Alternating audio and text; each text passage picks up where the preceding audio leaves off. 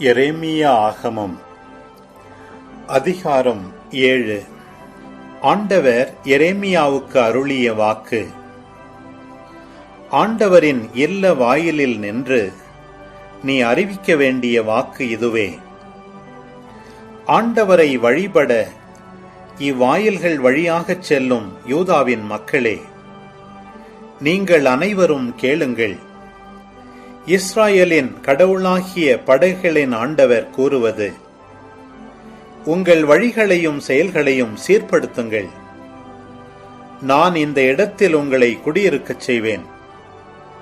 இது ஆண்டவரின் கோவில், ஆண்டவரின் கோவில், ஆண்டவரின் கோவில் என்னும் ஏமாற்றுச் சொற்களை நம்ப வேண்டாம்.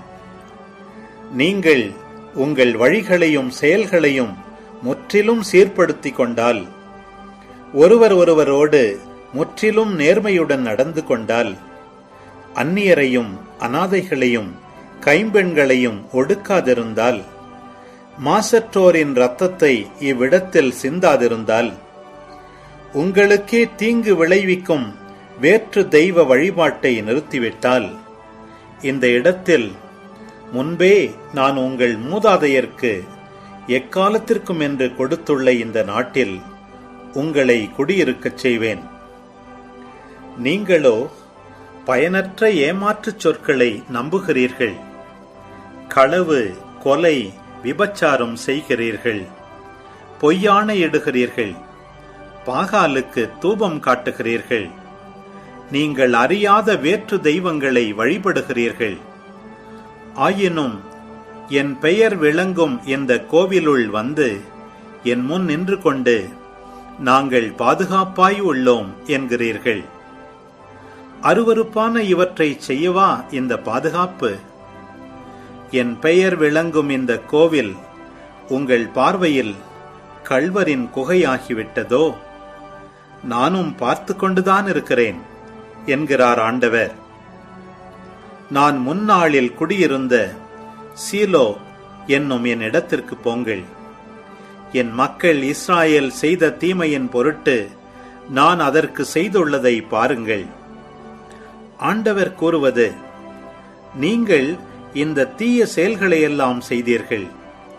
நான் தொடர்ந்து கூறியும் நீங்கள் எனக்கு செவிசாய்க்கவில்லை. நான் உங்களை அழைத்தும் நீங்கள் பதில் தரவில்லை.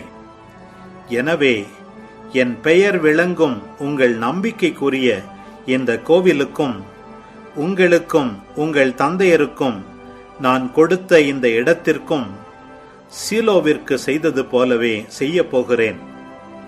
உங்கள் சகோதரர் அனைவரையும் எப்ராயிம் வழிமரபினர் யாவரையும் ஒதுக்கியது போல உங்களையும் என் முன்னிலையிலிருந்து ஒதுக்கிவிடுவேன். இந்த மக்களுக்காக நீ மன்றாட வேண்டாம். இவர்களுக்காக குரல் எழுப்பவோ வேண்டுதல் செய்யவோ வேண்டாம். என்னிடம் பரிந்து பேசவும் வேண்டாம். ஏனெனில் நான் உனக்கு செவிசாய்க்க மாட்டேன். யூதாவின் நகர்களிலும் எருசலேமின் தெருக்களிலும் அவர்கள் செய்வதை நீ பார்ப்பதில்லையா? புதல்வர் விறகு கட்டைகளை சேர்க்கின்றனர். தந்தையர் தீ மூட்டுகின்றனர். பெண்டிர் விண்ணக அரசிக்காக அடைசுட மாவை பிசைகின்றனர்.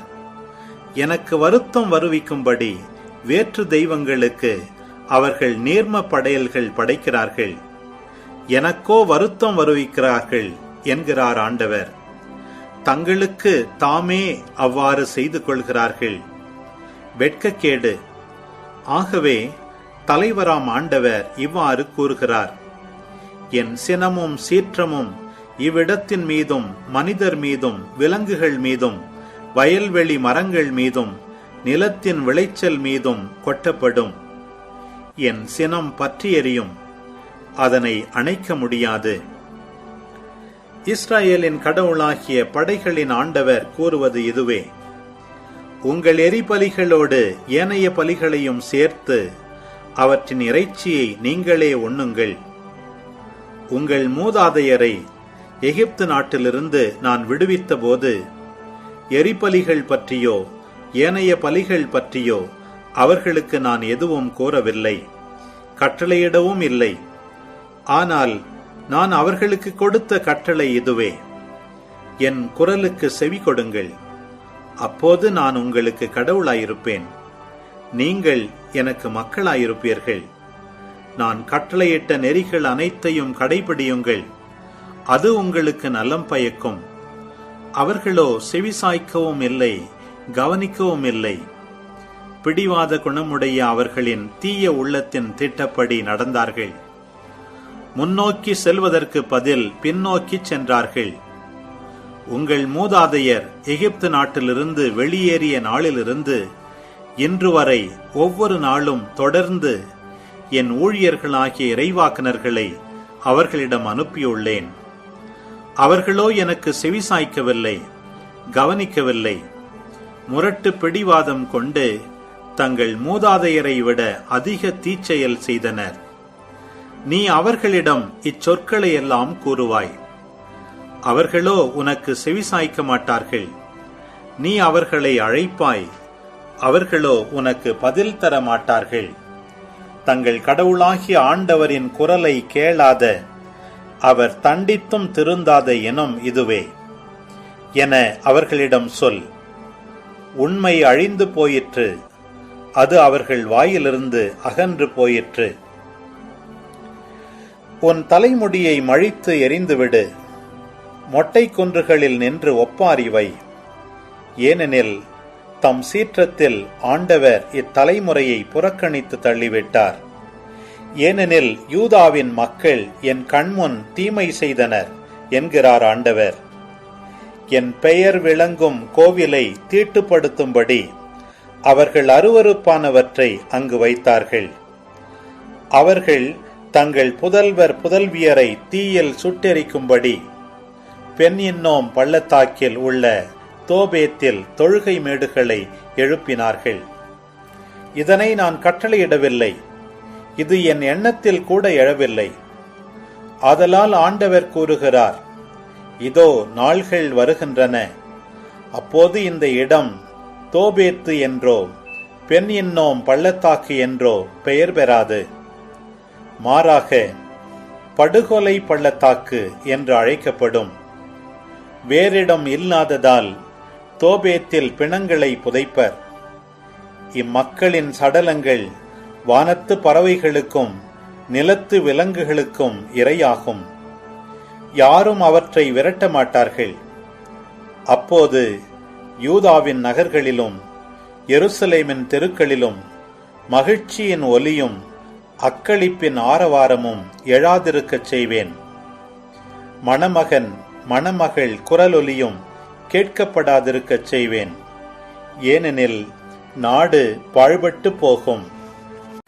எசேக்கியேலாகமம் அதிகாரம் 36. மானிடா, இஸ்ராயேல் மலைகளுக்கு இறைவாக்குரைத்துச் சொல். இஸ்ராயேல் மலைகளே, ஆண்டவரின் வாக்கை கேளுங்கள். தலைவராகிய ஆண்டவர் கூறுவது இதுவே: உங்களை குறித்து உங்கள் பகைவன், ஆகா, பழங்கால உயர்விடங்கள் நமக்கு உரிமையிடங்கள் ஆயின என்றான். எனவே இறைவாக்காகச் சொல்.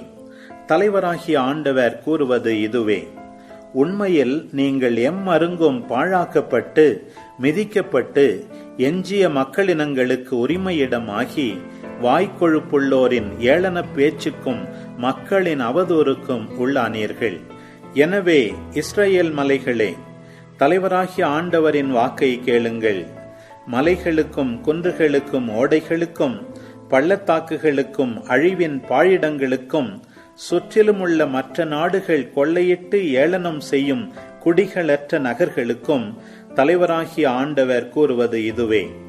அவர் கூறுவது: உண்மையாகவே எரியும் என் சினத்தால் மற்ற நாடுகளுக்கு எதிராகவும் ஏதோம் முழுவதற்கும் எதிராகவும் நான் பேசுகிறேன். ஏனெனில் இதயத்தில் மகிழ்வோடும் கெடுமதியோடும் என் நாட்டின் மேய்ச்சல் நிலங்களை கொள்ளையிட நாட்டை தாங்களே உடைமையாக்கிக் கொண்டன. எனவே இஸ்ரவேல் நாட்டை குறித்து இறைவாக்குரைத்து மலைகளுக்கும் குன்றுகளுக்கும் ஓடைகளுக்கும் பள்ளத்தாக்குகளுக்கும் சொல். தலைவராகிய ஆண்டவர் கூறுவது இதுவே: நான் என் சகிப்பின்மையிலும் சினத்திலும் பேசுகிறேன். மக்களினங்களின் வசைமொழிகளை நீங்கள் சுமக்கிறீர்களே. எனவே தலைவராகிய ஆண்டவர் இவ்வாறு கூறுகிறார்: கையுயர்த்தி நான் ஆணையிடுகிறேன். உண்மையாகவே உங்களை சுற்றியுள்ள மக்களினங்கள் தங்கள் இழிவை தாங்களே சுமப்பர். ஆனால் இஸ்ரவேல் மலைகளே, நீங்கள் உங்கள் கிளைகளை பரப்பி என் மக்களுக்காய் கனிகளை சுமப்பீர்கள். ஏனெனில் அவர்கள் விரைவில் வந்துவிடுவர். ஏனெனில் நான் உங்களுக்காயிருக்கிறேன், உங்களை கண்ணோக்குவேன். உங்கள் நாடு மீண்டும் உழப்பட்டு விதை விதைக்கப்படும். உங்கள் மக்களை பெருகச் செய்வேன். இஸ்ரவேல் வீட்டார் அனைவரையும் பெருகச் செய்வேன். நகர்களில் மக்கள் குடியேறுவர். அழிவிடங்கள் மீண்டும் கட்டியெழுப்பப்படும். உங்களில் மானிடரையும் விலங்குகளையும் மிகுதியாக்குவேன். அவர்கள் பலுகி பெருகுவர். முற்காலங்களைப் போல் உங்களை குடியேற்றுவேன். முந்தைய காலங்களை விட மிகுதியாக நீங்கள் வளமடையச் செய்வேன். அப்போது நானே ஆண்டவர் என்பதை அறிந்து கொள்வீர்கள். இஸ்ரவேல் மக்களாகிய என் மக்களை உங்களில் நடமாடச் செய்வேன். அவர்கள் உங்களை உடைமையாக்கிக் கொள்வார்கள். நீங்கள் அவர்களுக்கு உரிமை சொத்தாயிருப்பீர்கள். நீங்கள் இனி ஒருபோதும் அவர்களை பிள்ளையில்லாதாராய் செய்ய மாட்டீர்கள். தலைவராகிய ஆண்டவர் கூறுவது இதுவே. உங்களிடம் மக்கள், நீங்கள் மனிதரை விழுங்கி உங்கள் நாட்டை பிள்ளைகள் இல்லாமல் செய்கிறீர்கள் என்று சொல்கிறார்கள். எனவே மனிதரை நீங்கள் இனிமேல் விழுங்க மாட்டீர்கள், உங்கள் நாட்டை பிள்ளைகள் இல்லாமல் செய்ய மாட்டீர்கள் என்கிறார் தலைவராகிய ஆண்டவர். இனிமேல் நாடுகளின் பழிச்சொல்லை நீங்கள் கேட்க விட மாட்டேன். மக்களினங்களின் இழிச்சொல்லை நீங்கள் சுமக்க மாட்டீர்கள். உங்கள் நாட்டை விழ வைக்க மாட்டீர்கள் என்கிறார் தலைவராகிய ஆண்டவர். ஆண்டவரின் வாக்கு எனக்கு அருளப்பட்டது. மானிடா, இஸ்ரவேல் மக்கள் தங்கள் நாட்டில் வாழ்கையில் அவர்கள் தங்கள் நடத்தையாலும் செயல்களாலும் அதை தீட்டுப்படுத்தினார்கள். அவர்களின் நடத்தை ஒரு பெண்ணின் மாதவிலக்கின் தீட்டு போல என் கண்முன் இருந்தது. எனவே நான் என் சினத்தை அவர்கள் மேல் கொட்டினேன்.